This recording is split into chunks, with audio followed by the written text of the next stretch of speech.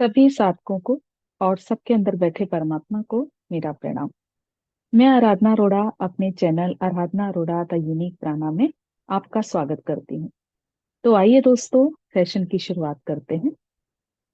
बचपन से ही हमने अपने बड़ों से यही सुना है, अच्छे कर्म करोगे तो स्वर्ग मिलेगा और गंदे कर्म करोगे तो नरक मिलेगा। हालांकि स्वर्ग और नरक दोनों को यहीं पर भोगना है। तो आइए आज इस कॉन्सेप्ट को हम बारीकी से समझते हैं। जब आत्मा शरीर छोड़ती है तो शास्त्रों में जो मार्ग बताए गए हैं, जिसमें पहला मार्ग जिसे दक्षिणायन या चंद्रलोक भी कहते हैं। अब जैसे जो अच्छे कर्म करते हैं, जैसे कि सेवा करना, दान देना, भूखों को खाना खिलाना, पुण्य कर्म करना, ये व्यक्ति दक्षिणायन की तरफ जाते हैं। यानी अच्छे व पुण्य कर्मों के कारण उन्हें स्वर्ग मिलता है। दक्षिणायन जिसे पितृयान भी कहते हैं, इसका भी एक निश्चित समय है। अब आपने अच्छे कर्म तो किए, उसका फल यहाँ पर भोगा और फिर वापस जीवन मरण के चक्र में आप आ गए। यानी कि जितने भी अच्छे कर्म किए उनका यहाँ पर भोग किया और वापस जन्म लिया। दक्षिणायन हमको प्यूरिफिकेशन में मदद करता है। यानी कि यहाँ पर हमें अपनी गलतियों का आभास होता है और हमारी बहुत सूक्ष्म चेकिंग होती है। बारीकी से हम अपनी गलतियों को देखते हैं, उनसे यहाँ पर सबक लेते हैं कि आगे हमको क्या करना है। अच्छे कर्म तो किए, पर उन कर्मों के पीछे मेरी छुपी हुई मंशा क्या थी। फिर अगले जन्म में हम यही सीखते हैं। अच्छे भाव, अच्छे कर्म, दान पुण्य, सेवा भाव, किसी का दिल ना दुखाना, ईर्ष्या द्वेष से दूर रहना, ये हमारी लर्निंग में होता है।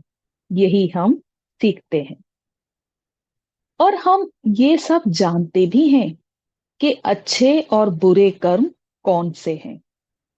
अच्छे कर्म करते हुए इसकी सात्विकता को हम नहीं समझते, सच्चे अर्थ को, सच्चे भाव को हम नहीं समझते हैं।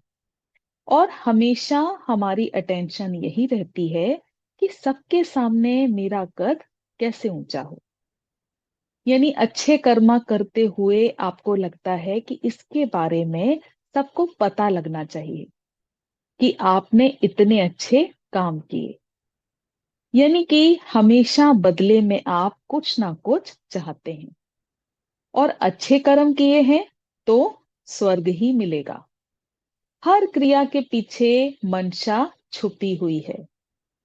अगर आप अपनी बहुत बारीकी से ये चेकिंग करें तो ये चीज मोस्टली सभी मनुष्यों के अंदर होती है कि आप अच्छे काम तो करते हैं, लेकिन उसके पीछे कहीं ना कहीं फल की आकांक्षा होती है। हर कर्म के पीछे स्वार्थ है।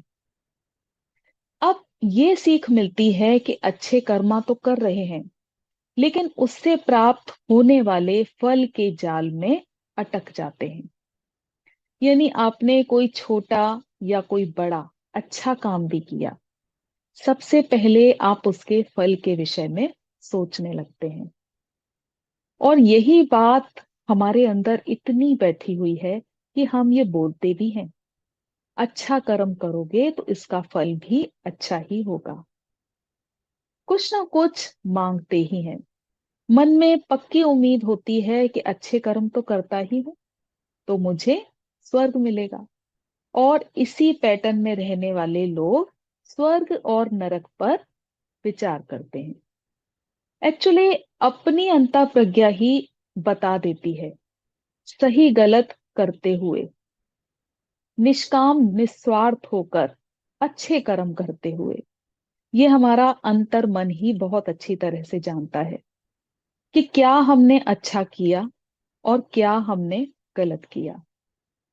और अच्छे कर्म करते हुए आपको स्वयं स्वर्ग का आभास होता है।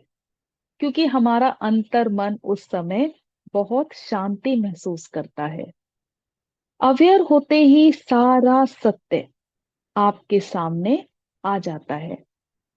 अब इसके नीचे जो मार्ग है, जिसे अधोगति कहते हैं। अब जो व्यक्ति बेहोशी में जीते हैं, अहंकार में जीते हैं, गंदे कर्मा करते हैं, राग द्वेष से भरकर जीते हैं, तो वे अधोगति के मार्ग में जाते हैं, जिसे नरक भी कहते हैं। यानी गलत कर्मा करते हुए उनको इस बात का आभास भी नहीं होता कि उन्होंने कुछ गलत किया। तो पहला मार्ग है दक्षिणायन और दूसरा मार्ग होता है उत्तरायण, जिसे शुक्लयान भी कहते हैं।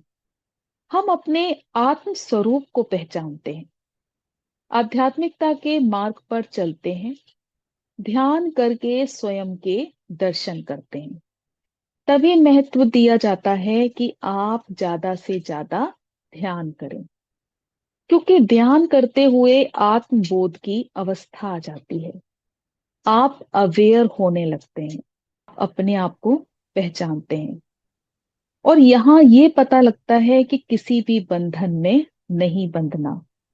ना ही वो अब स्वर्ग के विषय में सोचते हैं और ना ही वे नरक के बारे में सोचते हैं, क्योंकि अब वे द्वैत से ऊपर उठ चुके, अद्वैत की ओर आ गए। यानी एक समय वो था जब वो इन विषयों के बारे में सोचते थे, कौन अच्छा कौन बुरा, कौन बड़ा कौन छोटा। लेकिन अब उन्हें आत्मबोध की उपलब्धि हो चुकी है, यानी वो स्वयं में स्थित हो चुके हैं। और आत्म प्रज्ञा के जागृत होने पर हम स्वयं को पहचानते हैं कि अच्छा और बुरा कुछ भी नहीं, हर स्थिति में समभाव में रहना है। किसी भी इच्छा के साथ चिपकना नहीं है, क्योंकि इच्छा तो आती ही है, मिला तो ठीक, नहीं मिला तो ठीक।